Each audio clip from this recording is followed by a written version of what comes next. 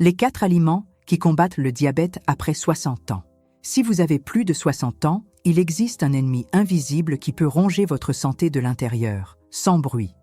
Il ne crie pas, il ne fait pas mal au début, mais il vous vole votre énergie, vieillit vos organes et peut, en silence, vous conduire dans un fauteuil roulant ou sur un lit d'hôpital. Cet ennemi a un nom, le diabète de type 2. Et ce qui fait le plus peur, ce n'est pas seulement son nom, mais le nombre de personnes qui vivent avec cette condition sans le savoir. C'est comme marcher sur un champ de mines, les yeux bandés. La plupart ne découvrent le problème qu'après avoir perdu quelque chose de précieux, la vue, la force dans les jambes, le contrôle de la vessie. D'autres s'en rendent compte quand les médicaments cessent de faire effet. Et le pire, c'est que beaucoup acceptent cela comme si c'était une partie naturelle du vieillissement. Mais ce n'est pas le cas. En réalité, de nombreux cas de diabète de type 2 pourraient être inversés, contrôlés ou évités avec de simples changements dans ce que l'on met dans son assiette chaque jour. Vous vous réveillez fatigué même après une nuit de sommeil. Vous avez souvent soif, faim à des heures inhabituelles ou envie fréquente d'uriner. Vous avez remarqué que vous maigrissez sans le vouloir? Ces signes peuvent sembler anodins, mais ce sont les cris silencieux de votre corps qui appellent à l'aide. La bonne nouvelle, c'est que ces dernières années, des scientifiques, des médecins et des nutritionnistes du monde entier ont découvert des aliments naturels ayant un effet puissant sur la régulation de la glycémie, surtout chez les personnes de plus de 60 ans. Et aujourd'hui, vous allez découvrir les 4 aliments qui ont le plus surpris la science. Des aliments accessibles, simples à utiliser et, surtout, efficaces. Peut-être n'en avez-vous jamais entendu parler. Peut-être même que vous les avez déjà chez vous, sans savoir comment bien les utiliser. Mais à la fin de cette vidéo, vous comprendrez comment chacun agit dans votre corps et pourquoi il pourrait bien être la clé pour vivre les prochaines années avec plus de santé, d'autonomie et de liberté. Comme le dit le livre des Proverbes, un cœur joyeux est un bon remède, mais un esprit abattu dessèche les eaux. Et pour retrouver la joie, il faut d'abord reprendre le contrôle de sa santé. Dites-moi maintenant en commentaire, de quelle ville regardez-vous cette vidéo? Et si vous êtes vraiment engagé pour votre santé, écrivez en commentaire « Ma santé est sacrée ». Allons-y. Que se passe-t-il vraiment dans le corps d'une personne âgée lorsque la glycémie commence à se dérégler? Préparez-vous, car la réponse pourrait changer votre façon de voir votre propre corps. Ce qui se passe réellement dans le corps d'un senior diabétique. Lorsque la glycémie commence à s'accumuler dans le sang, ce n'est pas seulement l'extérieur du corps qui en souffre. À l'intérieur, en silence, une série de processus commence à se dérégler. Imaginez l'insuline comme une clé qui ouvre la porte des cellules pour que le sucre puisse y entrer et se transformer en énergie. Avec le temps et l'usure naturelle du corps, cette clé ne fonctionne plus comme avant. C'est comme si la serrure était rouillée. L'insuline continue d'essayer, mais le sucre ne pénètre pas. Et, coincé dans le sang, il devient toxique. Le pancréas, en percevant le problème, essaie de compenser. Il se met à travailler 2 fois plus, puis 3 fois plus. Mais il arrive un moment où il s'épuise. Quand cela se produit, la glycémie commence à circuler librement, attaquant les vaisseaux, les nerfs et même le cerveau. C'est pour cela que la personne commence à avoir des trous de mémoire, des engourdissements dans les jambes, des picotements dans les pieds et une fatigue constante. Chaque repas riche en farine, en sucre raffiné ou en produits industriels agit comme un coup direct dans les rouages du corps. Et l'organisme d'une personne de plus de 60 ans n'a plus le même rythme qu'avant. Le métabolisme ralentit, le foie devient plus fragile, les reins sont surchargés. À cela s'ajoute la sédentarité et le stress quotidien, créant un environnement idéal pour le déséquilibre. Ce que beaucoup ignorent, c'est que cette résistance à l'insuline est souvent le premier signe d'un trouble plus grave. Il ne s'agit pas seulement de contrôler le sucre, il s'agit d'empêcher cet excès de détruire, en silence, les tissus du corps chaque jour. Il s'agit d'éviter le jour où un médecin vous regardera dans les yeux pour vous dire qu'il faudra amputer un doigt ou vous injecter de l'insuline à vie. Mais il existe une solution. Certains aliments ont le pouvoir de restaurer, purifier et équilibrer ce système. Et ce qui est le plus surprenant, c'est qu'ils ne viennent pas d'un laboratoire. Ils viennent de la nature. L'un d'eux se trouve peut-être dans votre placard en ce moment, attendant simplement d'être utilisé comme il faut. C'est de cela que nous allons parler maintenant.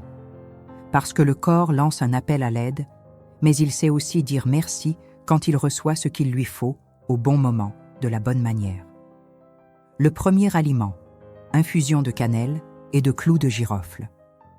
Parmi les aliments qui ont le plus attiré l'attention des chercheurs ces dernières années, l'infusion de cannelle et de clous de girofle occupe une place à part. Et ce n'est pas un hasard.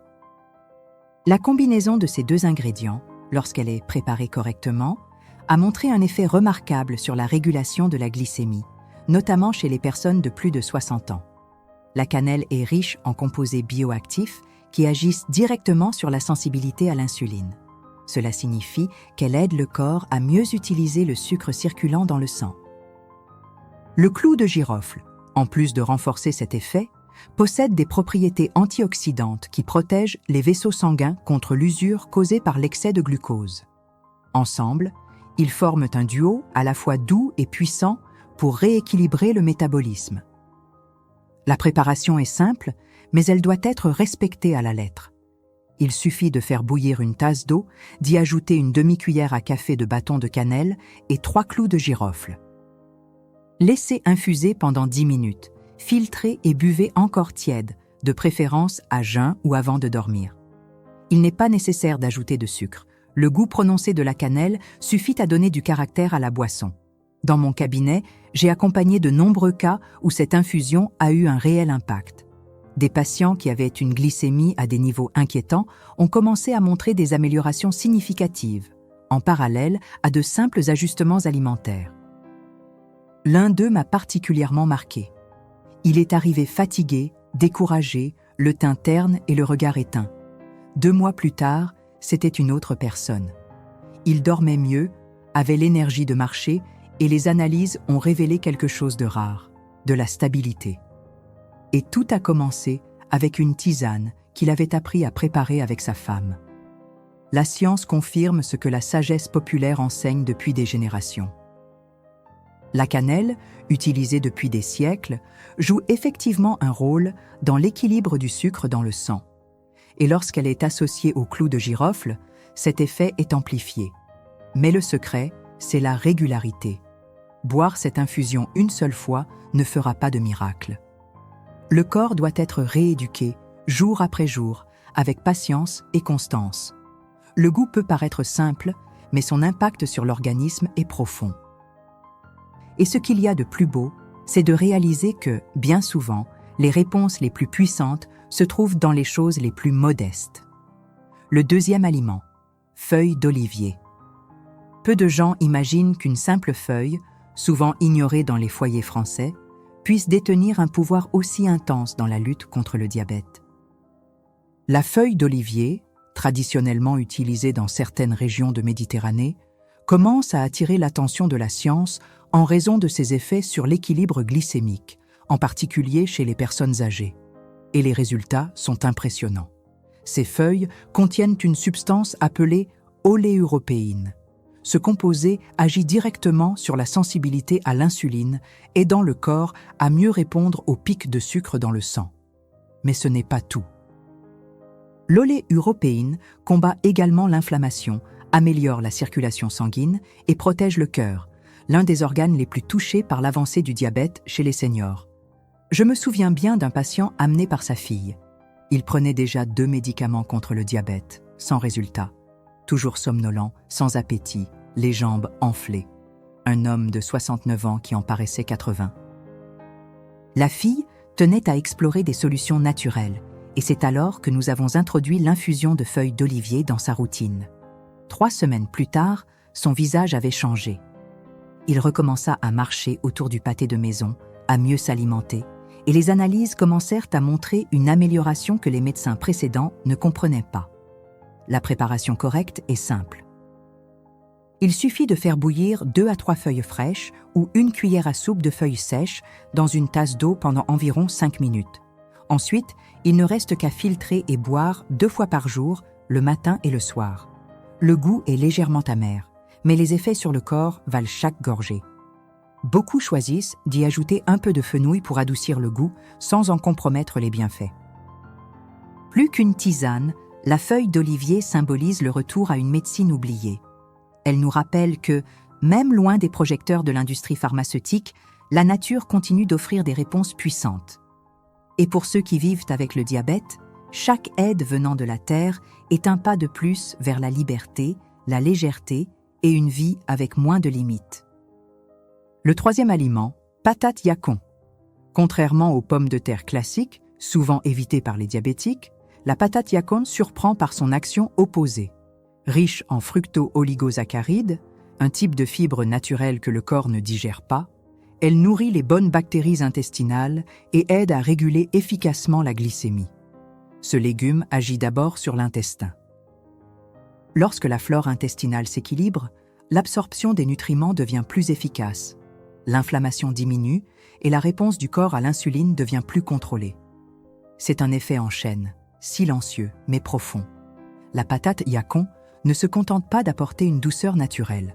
Elle reprogramme aussi le métabolisme pour fonctionner avec plus d'intelligence. Dans mon cabinet, j'ai vu ce changement chez un patient qui avait perdu le plaisir de manger. Il disait que tout ce qui avait bon goût lui faisait du mal et qu'il en avait assez de compter les calories. Lorsque je lui ai proposé la patate yacon, il était sceptique. Mais il a suffi d'en manger cru, en fines tranches, tout au long de la matinée, pour remarquer la différence. Il avait moins envie de sucre, se sentait rassasié, et avec le temps, ses pics de glycémie devinrent beaucoup moins violents. Le plus étonnant, c'est qu'en plus de tout cela, la patate yacon favorise un bon transit intestinal, ce qui est essentiel après 60 ans. Constipation, ballonnement, digestion lente, autant de problèmes fréquents à cet âge. Et quand l'intestin va mal, tout le corps en souffre. Le yacon agit comme un régulateur naturel et apporte de la légèreté au quotidien. Elle peut se consommer crue, coupée en fines rondelles comme un fruit ou râpée sur des salades. Elle peut aussi être mixée dans des jus ou associée à d'autres racines. L'important est de ne pas la cuire, car la chaleur détruit une grande partie de ses propriétés. Fraîche et bien conservée, elle offre un goût légèrement sucré, proche de la poire avec une touche de miel. Une fois de plus, la nature révèle des solutions douces à des problèmes amers. Et la patate yacon fait partie de ces trésors oubliés qui, une fois redécouverts, redonnent la santé sans exiger de sacrifices extrêmes. Simple, accessible et puissante. Comme tout ce qui guérit vraiment. Le quatrième aliment, gombo trempé. Parmi tant d'aliments délaissés pour leur aspect ou leur texture, le gombo est sans doute l'un des plus injustement méprisés. Beaucoup le repoussent, évoquant sa viscosité ou sa consistance glissante, et finissent par ignorer l'un des légumes les plus efficaces pour contrôler le sucre dans le sang. Mais utilisé correctement, notamment en le laissant tremper dans l'eau, le gombo devient un allié discret et puissant pour ceux qui cherchent à équilibrer leur glycémie sans dépendre uniquement des médicaments. La mucilage que le gombo libère lorsqu'il trempe contient des fibres solubles qui agissent comme une éponge dans le corps. Elles ralentissent l'absorption du sucre dans l'intestin, empêchant de grandes quantités de glucose de passer rapidement dans le sang. Cet effet contribue à éviter les pics glycémiques, si dangereux pour ceux qui vivent déjà avec le diabète ou qui s'en approchent. Un cas m'a particulièrement marqué. Un homme de 74 ans, têtu et réfractaire au changement, jurait qu'il ne mettrait jamais de gombo dans sa bouche. Son épouse, plus réceptive, a commencé à lui préparer l'eau de gombo en cachette. Elle coupait 2 gombos, les plaçait dans un verre d'eau pendant la nuit et lui servait le matin à jeun, sans rien dire. En quelques semaines, il remarqua lui-même qu'il se sentait plus léger au réveil, urinait moins souvent et avait moins soif. Ce n'est qu'après qu'elle lui révéla son secret. Et il en rit. Aujourd'hui, il la prépare lui-même. Pour la préparer, il suffit de couper 2 gombos frais en rondelles, de les placer dans un verre contenant 250 ml d'eau et de laisser reposer toute la nuit. Le matin, il suffit d'enlever les morceaux et de boire l'eau à jeun. Le goût est doux et l'effet progressif. Avec le temps, le corps s'ajuste, comme s'il retrouvait un rythme oublié. Le gombo, dans toute sa simplicité, nous transmet une leçon précieuse. Parfois, ce que nous rejetons en apparence est justement ce dont nous avons le plus besoin à l'intérieur. Et comme le dit la sagesse ancienne, c'est souvent dans ce que le monde méprise que se cache le remède. Il suffit de regarder avec d'autres yeux. Ce qui se passe quand vous intégrez ces aliments à votre routine. Lorsque ces 4 aliments commencent à faire partie de votre quotidien, le corps réagit de manière silencieuse mais profonde. Se réveiller plus léger, ressentir moins de fringales, remarquer des pieds moins enflés en fin de journée. De petits signes qui annoncent un changement plus grand à l'intérieur. La glycémie, qui fluctuait auparavant comme des montagnes russes, commence à se stabiliser. Le sommeil s'améliore, l'énergie revient et peu à peu, la peur des complications graves laisse place à la confiance. Il ne s'agit pas de miracle, c'est de la physiologie. Lorsqu'il est nourri intelligemment, le corps s'organise, se défend, se répare. Un patient m'a dit un jour qu'après des années de dépendance à la pharmacie, ce qui lui avait apporté le plus de paix était le sentiment de pouvoir prendre soin de sa propre santé avec ses propres mains. Il a compris qu'il n'avait pas besoin de choisir entre les médicaments et la nature. Il pouvait combiner les deux. Et qu'en intégrant les bons aliments, il offrait à son corps exactement ce qu'il demandait depuis des années. Ce qui impressionne le plus, c'est de constater à quel point la qualité de vie s'améliore lorsque la glycémie est maîtrisée. La vision reste claire, l'esprit devient plus vif, les petits oublis s'estompent. Les liens familiaux se renforcent, car la personne âgée se sent utile, présente, active. La santé ne rend pas seulement des années à la vie. Elle redonne de la vie aux années. Comme l'a dit Schopenhauer, la santé n'est pas tout, mais sans elle, tout le reste n'est rien. C'est pourquoi chaque choix fait devant l'assiette est un pas vers le bien-être. Et plus cette décision est prise tôt, plus les bénéfices récoltés seront grands plus tard. Car semer la santé, c'est récolter dignité, liberté et joie en temps voulu, toujours. Guide de recettes pour ne pas tomber malade. Pour celles et ceux qui souhaitent mettre tout cela en pratique dès aujourd'hui et entamer une nouvelle routine alimentaire en toute sécurité, il existe un chemin direct. Notre guide de recettes pour ne pas tomber malade a été créé justement pour vous aider à transformer le savoir en action.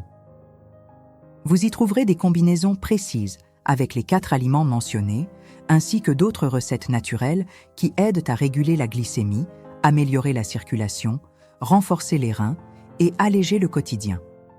Ce guide est un mode d'emploi simple, pensé spécialement pour les hommes et les femmes de plus de 50 ans. Les conseils sont clairs, sans complications, avec des suggestions pour le petit déjeuner, le déjeuner, les dîners légers, les tisanes et infusions. Tout est basé sur des données concrètes et les expériences réelles de personnes qui ont appliqué ces habitudes et obtenu des résultats. Si vous sentez qu'il est temps de prendre soin de votre santé avec plus de détermination, c'est le moment.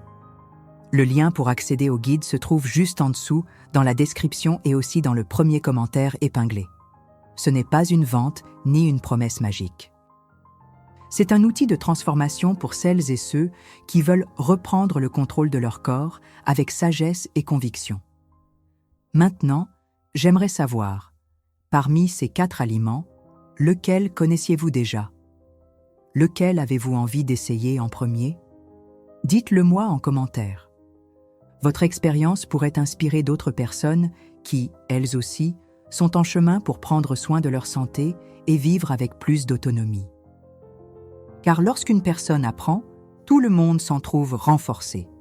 Et ensemble, vieillir n'est plus synonyme de faiblesse, mais de sagesse et de force.